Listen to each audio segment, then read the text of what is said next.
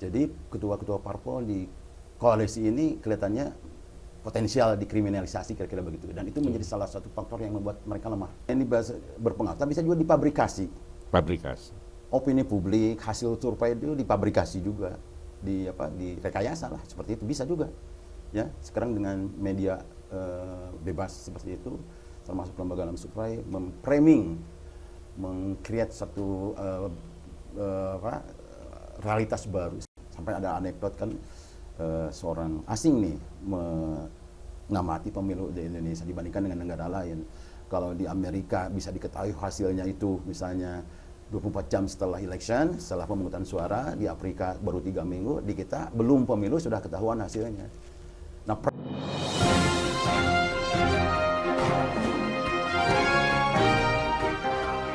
jumpa lagi dengan Ruang Publik bersama DDM. Di studio hadir Kang Deddy Haryadi. Kita akan ngobrol soal premanisme negara. Gimana itu? Gimana ceritanya itu? Ya, istilah itu menarik sebetulnya kan. Dalam artian gejala korupsi yang berkembang sekarang ini sudah mengarah ke premanisme negara itu, karena isu-isu yang berkaitan dengan korupsi, orang terlibat dalam korupsi itu jadikan tawar-menawar politik untuk mencapai tujuan politik, kira-kira begitu. Misalnya? Ya, dalam konteks ini kasus terbaru terkait dengan munculnya keputusan MK nomor 90/2023 yang memungkinkan anak presiden ikut kontestasi, itu sampai tingkat tertentu menurut saya bisa dilihat sebagai satu premanisme negara, gitu kan. Ada unsur di mana seperti, terutama menurut saya melihat Airlangga dari Golkar itu korban. Itu korupsi urusan hukum gitu ya. Ya. Jadi high politik lah kira-kira. High politik lah. Jadi mengubah merekayasa aturan-aturan hukum untuk kepentingan sekelompok orang. Itu satu. Nah, yang kedua korupsi material. Gitu.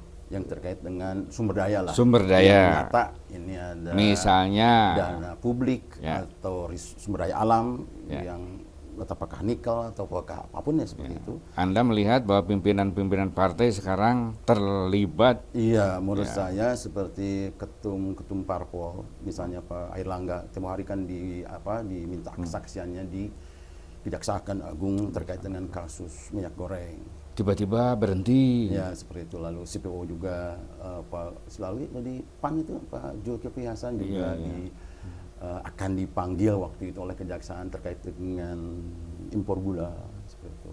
Pak Prabowo juga terkait dengan skandal food estate seperti itu. Jadi ketua-ketua parpol di koalisi ini kelihatannya potensial dikriminalisasi, kira-kira begitu. Dan itu menjadi salah satu faktor yang membuat mereka lemah. Karena itulah mengapa agenda presiden keluarga misalnya lancar-lancar saja. Tidak ada resistensi yang cukup menurut saya dari kelompok ini untuk kenapa harus dia, kira-kira begitu, seperti itu. Nah, jadi kelihatan ada unsur-unsur bagaimana kemungkinan orang terlibat di dalam satu tindak pidana itu, tipikor itu, dijadikan satu bargaining politik untuk menggolkan agendanya, kira-kira begitu. Anda saya amankan dengan syarat dukung anak saya. Ya. Kira-kira begitu. Gitu ya. Tiket Gibran dalam hal ini ya, secara politik ditempuh melalui cara itu. Jadi ada dua kerja-kerja, Kang. Kerja-kerja di koalisnya seperti itu, kira-kira begitu. Orang di blackmail, ketum partai di blackmail. Tapi ada juga agenda untuk menyelundupkan pasalnya, kira-kira di MK-nya, kira-kira begitu. Seperti itu menurut saya. Dan itu menurut saya yang disebut premanisme negara itu ada di situ, kira-kira. Oke. Jadi politisasi dari sudut intelektual itu MK-nya, politisasi dari sudut ekonominya gitu. Iya, seperti itu. Kalau dulu Pak Harto itu cuma nguasain 3 partai, sekarang Pak Lurah itu 7 partai ya. 7 partai ya. 7 partai, artinya powerful banget gitu. Itu bukan berarti yang di luarnya tidak dikuasai juga, Kang. Satu momen Pak Presiden itu pernah bilang, saya itu tahu persis jawabannya partai. Apa ininya, maknanya secara kultural, kira-kira begitu. dia punya akses pada informasi yang disuplai dari BIN, dari intelnya kepolisian, intelijen, berbagai sumber intelijen. Nah, saya menafsirkan itu satu bahasa tubuh, bahasa yang implisit, bahwa presiden tahu banyak tentang parpol ini dan itu bisa jadi semacam ancaman, kira-kira begitu. BIN itu kan bergerak untuk kepentingan negara, Ya. tantangan ancaman luar, Ya. ancaman di dalam gitu ya. Gitu. Nah ini kalau isu korupsinya, isu penyalahgunaan wewenangnya, kalau informasi-informasi digugakan untuk kepentingan pribadi dan keluarga, kira-kira begitu. Bukan kepentingan atas Ya, dulu kita tidak pernah Presiden negara, SBY dan presiden sebelumnya vulgar ngomong gitu, kira-kira. Dan BIN selalu di bawah presiden Memang kan? dia user sebenarnya, presiden user. usernya di sana gitu. Dan tidak boleh ngasih informasi kemanapun Betul. kecuali ke presiden. Betul, usernya itu memang presiden, tapi juga tidak etis kalau bilang bahwa saya punya informasi dan satu Anda, kira-kira begitu, seperti itu. Itu Tidak momen pertama. fair. Momen kedua waktu itu, dan juga Pak Presiden juga bilang kalau Anda neko-neko, kalau Anda nakal, Anda bisa saya gigit sendiri, saya bisa pakai polisi, bisa pakai semacam itu. Nah, momen-momen itu kemudian termasuk keinginan untuk diskusi tentang periode tiga periode dengan menggunakan perpanjangan masa partai. jabatan, terus penundaan pemilu, dan sekarang menemukan momentumnya di sini sekarang. Kira-kira begitu, ya seperti itu. Ya, jadi anaknya tuh kepanjangan tangan lah dari bapak. Alternatif terakhir. Alternatif terakhir. Alternatif terakhir ketika tiga periode tidak bisa, diperpanjang masa jabatan tidak bisa, lalu penundaan pemilu juga nggak mungkin, ya ini alternatif terakhir. Meskipun ada resiko juga, artinya pasangan ini tidak akur-akur banget juga. Dalam artian, apakah betul komitmen Pak Prabowo akan sepanjang masa jabatan, kalau menang misalnya seperti itu kan. Dia punya perubahan pikiran sendiri, punya gerbongnya sendiri, seperti itu bisa ditinggalin juga. Hukum karma di dalam politik juga bisa begitu terjadi begitu. Kalkulasinya bisa keliru. Iya, iya. Karena dia ini sangat peduli dengan opini publik. Lembaga-lembaga survei misalnya sering dipantau dan diajak diskusi segala macam. Artinya opini publik juga sudah dikuasai kan? Ya, selain berpengaruh, tapi bisa juga dipabrikasi. Pabrikas. Opini publik, hasil survei itu dipabrikasi juga, direkayasa lah, seperti itu bisa juga. Ya, sekarang dengan media bebas seperti itu, termasuk lembaga survei, memframing, meng-create satu realitas baru sebagai seorang realitas seperti itu. Kan sekarang sudah di publik dihadang kepada misalnya yang menang ini berkali-kali ini seperti itu kan. Misalnya ada survei yang mengatakan intelektual Gibran itu lebih bagus ketimbang Mahfud sama ketimbang Cak Imin misalnya gitu. Luar biasa juga seperti itu. Itu pembodohan politik yang luar biasa ya. Iya, seperti itu. Bagaimana dunia itu, realitas itu bisa dibalik-balikan. Bisa dijungkir-balikan tergantung kepentingan siapa, seperti itu. Opini publik sudah dikuasai, partai-partai sudah dikuasai, kemudian angkatan darat, aparat negara. Iya, itu bahayanya. Aparat misalnya TNI dikuasai, Polri dikuasai, aparat. Dan Pak Agus ini orangnya ya Pak Lurah lah, karena dulu ada yang disebut dengan geng Solo itu ya. Geng Solo. Geng Solo itu. Polisinya Pak Sigit juga dulu pernah menjabat di Solo bareng dengan Pak Presiden sekarang ini, seperti itu. Yang diramaikan kan itu aparat kepolisian yang konon ikut ada yang masangin poster paslon tertentu, ada yang justru mengambil dan menurunkan paslon yang lain. Ini indikasi-indikasi ya. Iya, menurut saya kan produk MK 90 ini produk kecurangan. Tidak tertutup kemungkinan tahap-tahap berikutnya juga curang juga. Mau di saat kampanye sekarang misalnya Anies sudah jadi korban UGM dulu. Rektornya melarang untuk bicara dia di sana. Seperti itu kan. Curang. Jadi kan unsur fairnya tidak terpenuhi. Tidak terpenuhi ya. Seperti itu kan. Kalau tahap pertama curang, next step juga bisa curang. Di kampanye. Ini belum kampanye sekarang ya kan. Nanti kampanye juga bisa curang. Apa yang tidak bisa ya? Semua dikuasai. Nanti pada saat penyoblosan suara bisa curang juga.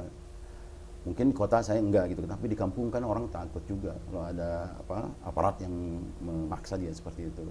Nanti pada saat counting berganda itu kan dari TPS, kelurahan, camat sampai provinsi lah, kabupaten sampai provinsi seperti itu. Kan seperti itu bisa terjadi. Lalu nanti di sengketanya, kalau terjadi sengketa seperti itu, meskipun Anwar Usman sudah dipreteli tidak boleh mengadili hasil sengketa hasil Pilpres, tapi dia masih bisa lobby karena bisa. Dan karena ada dia hakim 8 yang di- lain yang bisa dilobi juga, kan tidak seperti dipecat. itu, tidak seperti itu. Oh. Kira-kira begitu. Jadi ini kerja-kerja yang menurut saya jadi balik lagi karena saya sudah cukup mengalami beberapa generasi mengulang sebenarnya ini kekhawatiran kita. Dulu kan Orde Baru juga begitu. Sampai ada anekdot kan seorang asing nih mengamati pemilu di Indonesia dibandingkan dengan negara lain. Kalau di Amerika bisa diketahui hasilnya itu misalnya 24 jam setelah election, setelah pemungutan suara, di Afrika baru 3 minggu, di kita belum pemilu sudah ketahuan hasilnya. Nah, framing-framing yang sekarang itu mengarah ke sana. Satu putaran, pasangan berdua, dan kayak gitu seperti itu. Artinya dengan kekuatan di satu tangan sekarang, pastilah itu udah menang lah, nggak usah pemilu juga. Sudah diprediksikan begitu. Tapi apa yang terjadi dengan bangsa ini? Kalau terus dibiarkan seperti ini. Nah, apa alternatif untuk tadi mengurangi dampak-dampak politik yang tidak diharapkan sebetulnya? Jadi mana resiko yang paling ringan ya, yang bisa kita lakukan untuk bangsa ini? Misalnya apakah isu pemakzulan misalnya itu bagian dari tadi upaya mengeliminasi resiko tidak terlalu dampaknya tidak terlalu jauh, tidak terlalu mahal kosnya misalnya kalau ada perubahan atau jadi gimana? bisa ada dua jalur, Kang. Orang yang masih percaya bahwa ini baik bisa ditempuh, mungkin bisa mengandalkan pada kekuatan bagaimana memonitor Pilpres, Pileg ini berlangsung dengan baik, dengan aman. Ada instrumennya, ada tool-toolnya dan segala macam lah misalnya. Kan sekarang orang berkepentingan, para pamong juga merekrut saksi dan segala macam, sampai semua tahap itu bisa dilakukan ditemu seperti itu. Tapi kalau orang yang berpunya aliran ini bahaya, menurut saya impeachment itu jadi salah satu opsi yang mungkin. Jadi karena tak terhindarkan, karena ini dahsyat kekuatannya tidak mungkin harus punya agenda impeachment sebelum tahun ini berakhir harus selesai, kira-kira begitu. Oke, Anda melihat peluang itu? Kalau PDI tidak bermain sandiwara, bisa. Jadi artinya salah satu variabel yang cukup penting PDIP. bagaimana PDIP bisa ya mereposisi perannya. Iya. Dulu kan identik ya PDIP itu dengan Patronnya lah gitu ya. Jokowi, patronnya lah patron gitu. politiknya. Nah, Jokowi. sekarang kan faktanya kan sudah berpisah lah kan gitu. Saya masih harus hati-hati menafsirkan itu sebagai perpisahan. Oh gitu ya. Iya, makanya saya nanti PDI ini serius enggak nih? Sengketa ini serius enggak? Atau hanya drama juga? Ya kan? Drakor Seperti itu, drama juga gitu kan? Makanya karena tidak dipecat. Oke. Meskipun ini melanggar disiplin partai, dua orang ini ayah anak ini kan seperti itu dipecat. Menunggu-nunggu. Terus elit partainya juga masih memberikan informasi yang ganda ke publik, ya kan? Hasto bilang gini, Pupuan bilang begini, berbeda seperti itu. Tidak tegas lah. Berbeda malah. Berbeda. Kalau tidak tegas itu spektrumnya beda kan? Iya. Ini berbeda. Kontradiksi. Hasto bilang atau Adrian lah bilang bahwa presiden minta 3 periode, tapi kan di counter tidak demikian oleh Puan seperti itu. Jadi kita harus hati-hati melihat gejala perilaku politik PDIP ini. Ini sungguh-sungguh enggak perpisahannya atau drakor itu tadi main di dua kaki. Kenapa Gibran nggak dipecat? Karena mungkin kalau dia menang besok lusa nih berubah orientasi juga. Bukan berubah, memang ini sandiwara diproyeksikan ini kadar gue juga kan kira gitu. Oke. Jadi kenapa tidak dipecat? Tidak dipecat dan segala macam seperti itu, tidak dianiaya atau dipecat, maksudnya tidak disiplinnya melanggar partainya tidak di-expose begitu kan. Ada kekhawatiran itu nanti juga victim playing akan menguntungkan. Publik masih harus menduga nanti kalau misalnya Gibran menang kan kader PDI juga gitu. Oke. Sementara kita menunggu sikap ya dari PDIP. Peluang apa lagi, kekuatan apa lagi yang diharapkan untuk melakukan pemakzulan itu? Kalau menurut saya salah satu mengapa politik pork barrel juga bekerja dengan baik gitu lah. Jadi mengapa sekarang kemarahan publik, respon publik itu rendah? Sampai tingkat tertentu berguna sebenarnya itu bantuan-bantuan itu yang membuat masyarakat paling rentan itu bisa masih menjangkau kebutuhan sembakonya seperti itu. Itu yang membuat ngerem juga.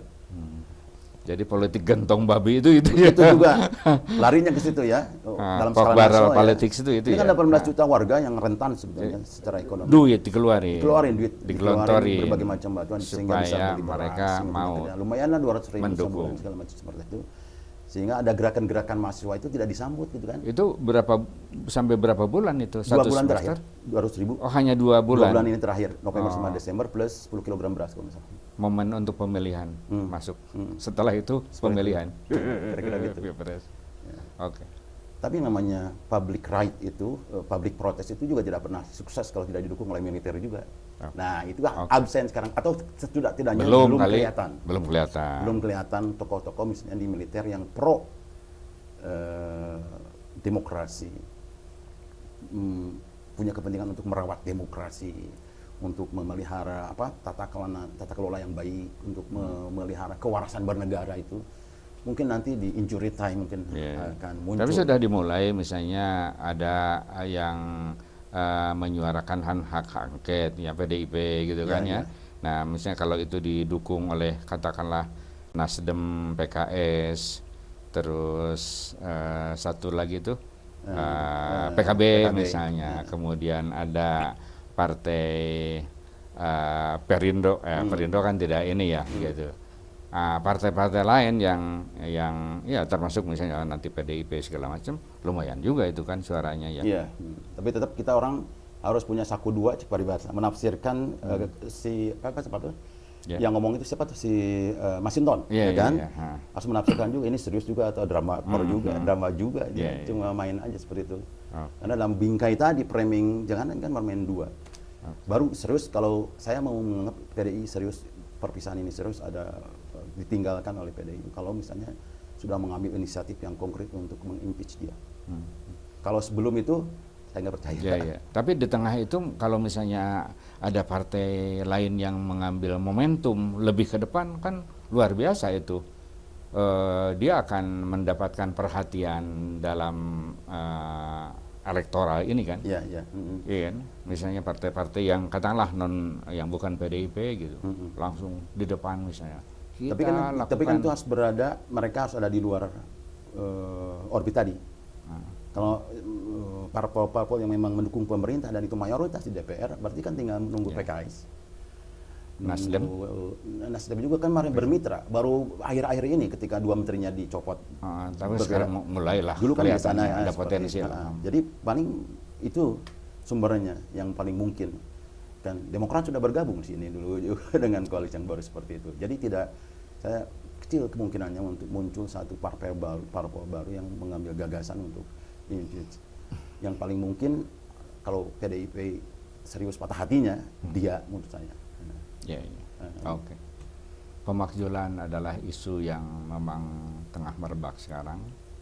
Tentu sebuah proses panjang, tapi sebagai sebuah wacana sah untuk kita bicarakan.